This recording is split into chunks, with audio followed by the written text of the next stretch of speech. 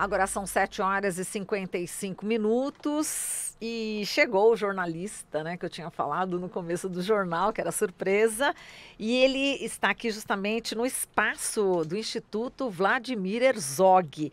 É o Jamil Chad, jornalista, escritor, especialista aí na cobertura de pautas ligadas às relações internacionais, combate à corrupção e tantos outros temas. Olá, Jamil, bom dia. Bom dia, grande prazer estar aqui com vocês. Prazer é nosso recebê-lo, viu? Bom, Jamil, a gente vai falar primeiro sobre até um artigo, né, que você publicou recentemente, da redefinição do conceito de direitos humanos, né, no mundo, né, que está em questão. Você falou que o governo dos Estados Unidos, né, prepara aí uma redefinição, né, do que são direitos humanos, num processo que pode ter um impacto global, assim que você começa, né, o seu artigo. De fato, talvez, como eles mesmos colocam, é a maior revisão no conceito de direitos humanos desde 1948. O que aconteceu em 1948? Declaração Universal dos Direitos Humanos, né? Quer dizer, um marco, praticamente a bússola moral, vamos dizer assim, dos governos. Ao anunciar que isso vai ser revisto, obviamente abre-se um monte de questão, um monte de perguntas reais sobre, afinal de contas, o que vai ser ou como vai ser transformado o conceito de direitos humanos. Eles dão uma dica, o governo americano, do que é que eles estão falando. Eles estão falando, na verdade, na restrição de direitos, na diminuição do que a gente pode considerar como direitos. Então, um exemplo muito claro que eles utilizam não dá para dizer que toda reivindicação é um direito. Reivindicação é reivindicação, direito fundamental é direito fundamental.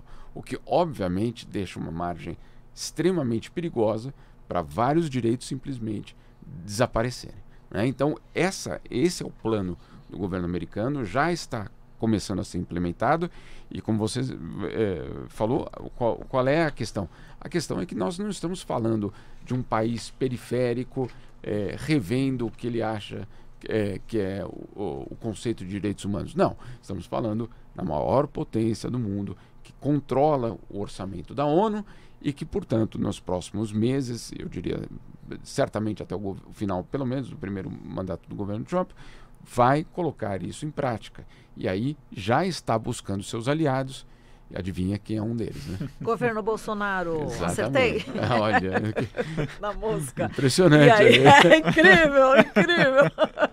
Mas... E aí a gente estava comentando, né, que existem aí interlocutoras, né, importantes neste ambiente, né, dos direitos humanos aqui no Brasil, que já está articulando com os Estados Unidos justamente essa destruição dos direitos humanos, né, desse conceito. Queria que você falasse dessas mulheres. Exatamente. Primeiro, só para colocar num contexto, o governo brasileiro passou a acompanhar, como eles dizem, de uma forma até bastante transparente, com muito interesse essa revisão do conceito de direitos humanos.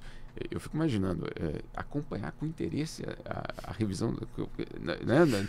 Não é essa a frase certa, né? A frase certa é, não precisa ser revisto, existe um perigo, etc. Como várias ONGs no mundo inteiro, insisto, no mundo inteiro, Human Rights Watch, Anistia Internacional, os próprios democratas no Senado enviaram uma carta para dizer isso não tem cabimento, mas o governo brasileiro não. Tanto o Itamaraty como o Ministério dos Direitos Humanos, os dois se declararam extremamente interessantes e o Itamaraty chegou a dizer que pode ser um processo muito útil para o Brasil. Útil foi a palavra utilizada.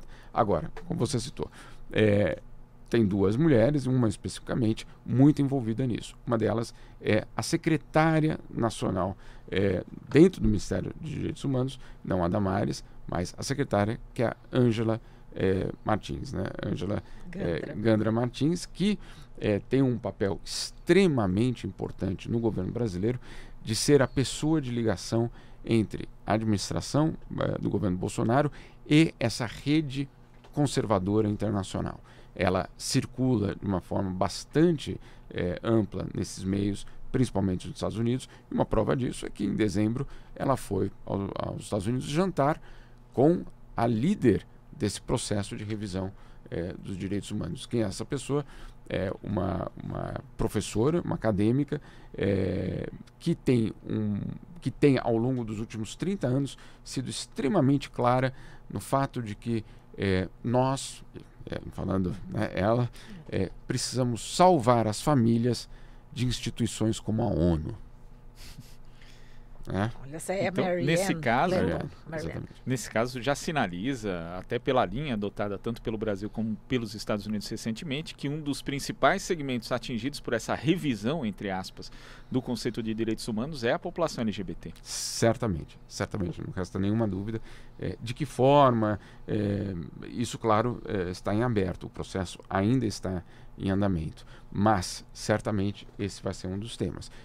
Ela mesmo, a Marianne, que lidera o grupo, a Comissão Americana, ela tem publicações feitas justamente nesse sentido de que igualdade de gênero, ou a utilização do termo igualdade de gênero não é exatamente correto, que deve ser utilizado igualdade entre homens e mulheres, porque obviamente aí você retira da equação, como você disse, LGBT.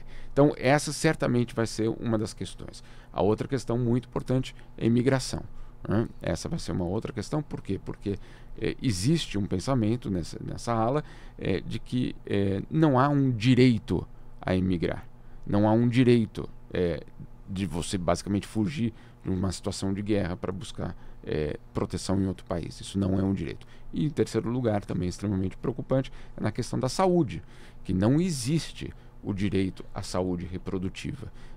E aí a gente sabe muito bem que isso significa que programas, por exemplo, distribuição de camisinha, toda a outra questão de acesso da mulher aos serviços de saúde podem ficar prejudicados. Então, essas três pautas, LGBT, imigrantes e mulheres, pode ser afetada. Exato. E você cita aqui no teu artigo, né, dizendo que quando lançou o projeto, o secretário de Estado norte-americano, Michael Pompeo, alertou que nas últimas décadas temos ficado confusos sobre direitos, né? E ele fala em prioridades políticas questionáveis ou apenas preferências pessoais, né? Exatamente. Coloca nesse lugar o que seria um direito humano, né? Exatamente. Por isso que é tão preocupante, porque você está dizendo, olha, se a pessoa prefere ser assim, problema dela. O Estado não tem a responsabilidade em proteger essa minoria, porque é isso que ele está dizendo.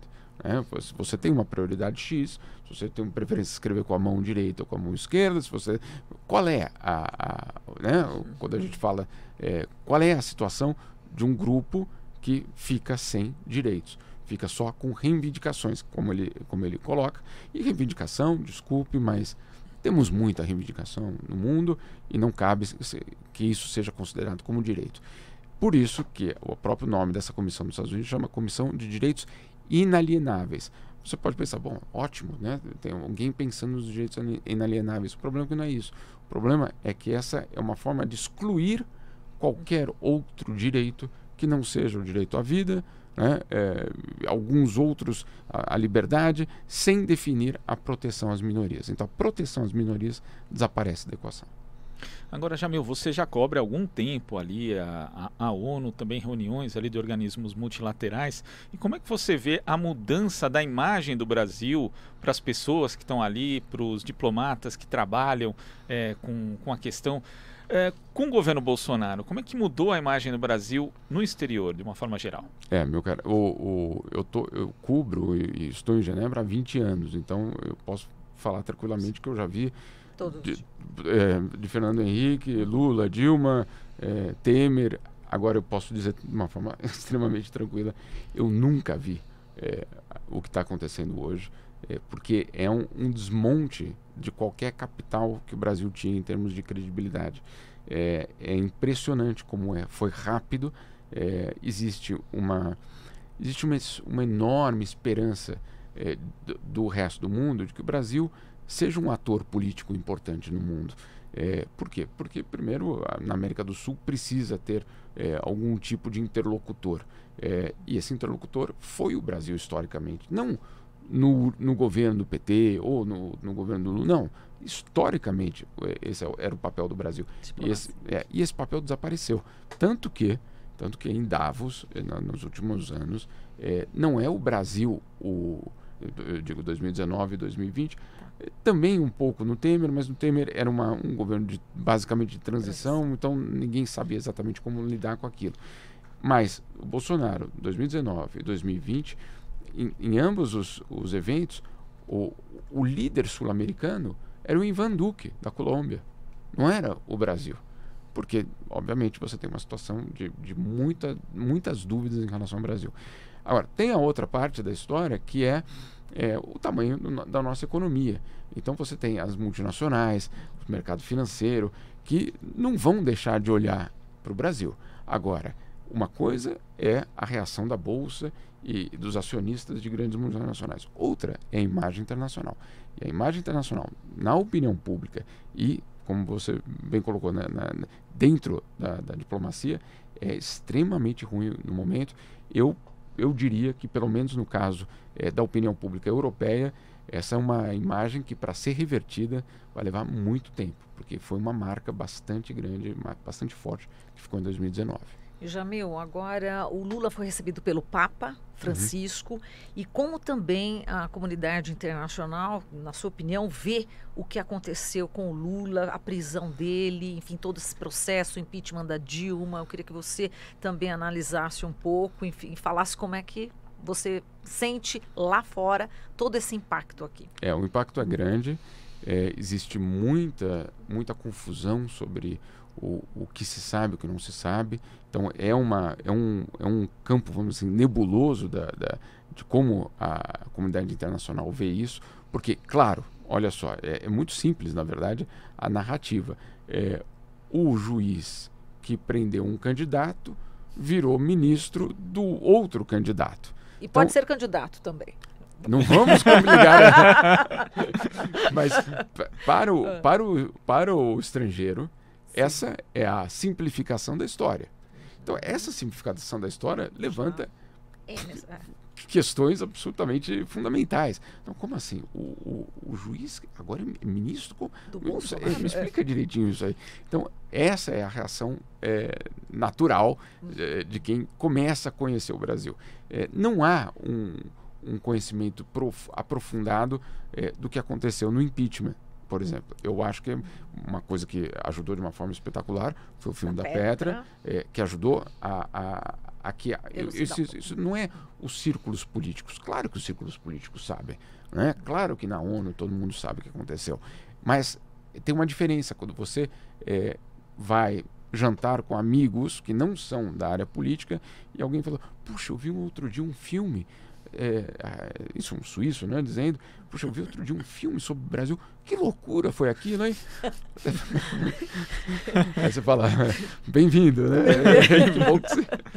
Quer dizer, no caso, então, o filme da Petra, porque aqui no Brasil ele foi tão violentamente atacado, né, principalmente após a indicação ao Oscar de melhor documentário, aí os ataques eles se recrudesceram, toda uma rede, inclusive, né, que parte é robô, parte é ativista, comandada ali pelos bolsonaristas, fez o favor ali de tentar destruir a imagem do filme. Isso, então, esse filme teve a importância ali para a comunidade internacional, para jornalistas, também amigos seus, que conseguiram ver uma realidade que eles não tinham contato. Absolutamente. Didático, Inclusive porque ele, claro, essa crise brasileira, ela se estende ao longo de vários anos.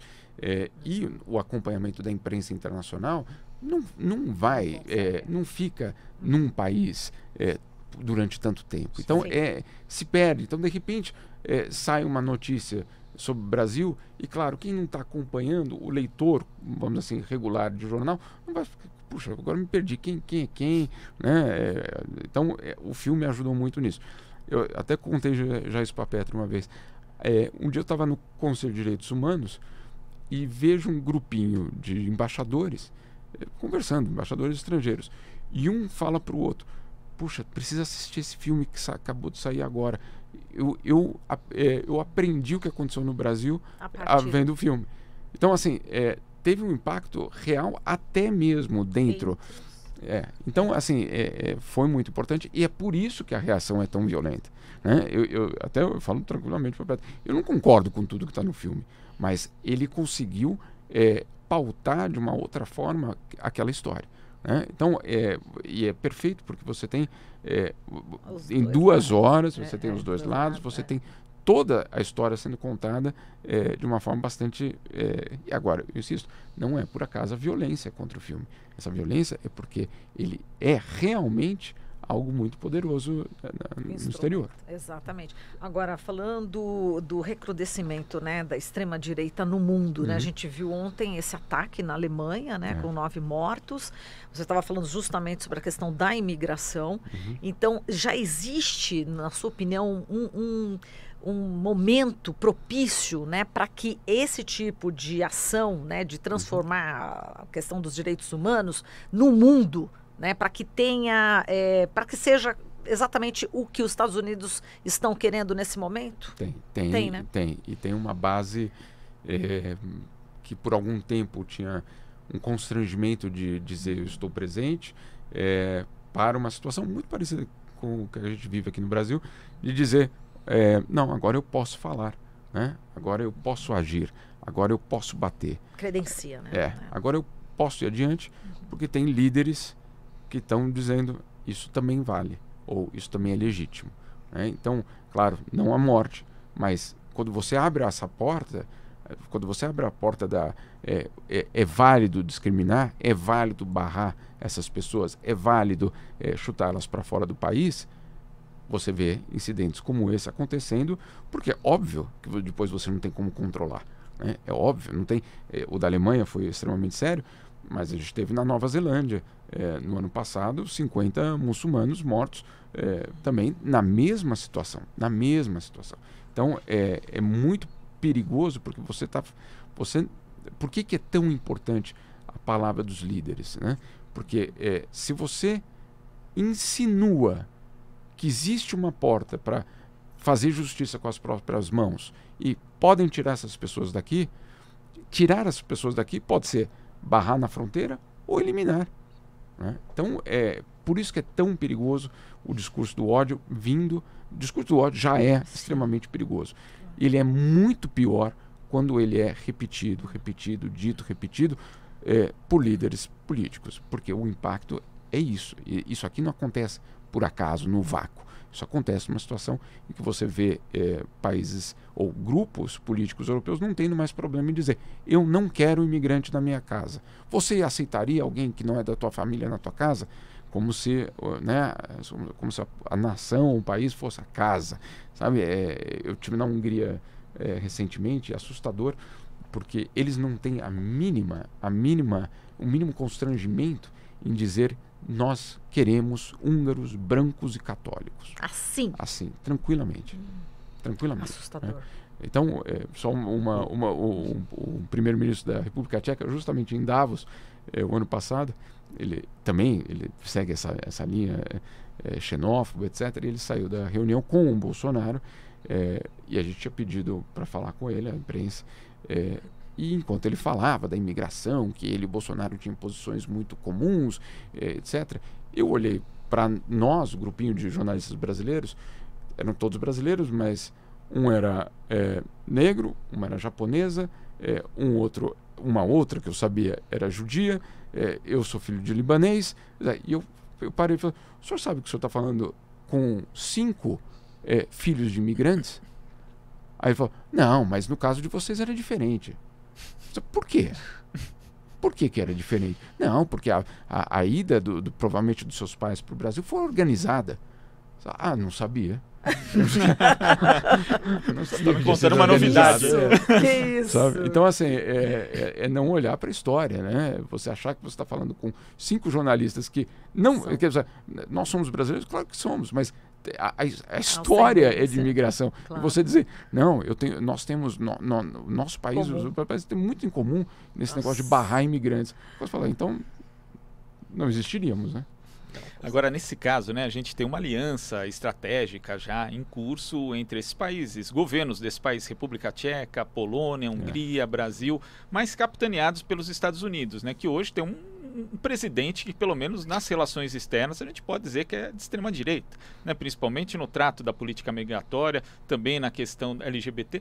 E aí eu fico pensando, né, Jamil, não sei se é um pouco de otimismo demais, mas caso, por exemplo, a gente tenha um Bernie Sanders vencendo Donald Trump numa eleição, né? Ele que tem uma visão de política externa totalmente distinta, inclusive mesmo com origem judaica, sim, ele chamou o governo de Israel de racista na semana passada. Então, esse tipo de acontecimento pode desmontar, na sua opinião, essa extrema-direita articulada internacionalmente?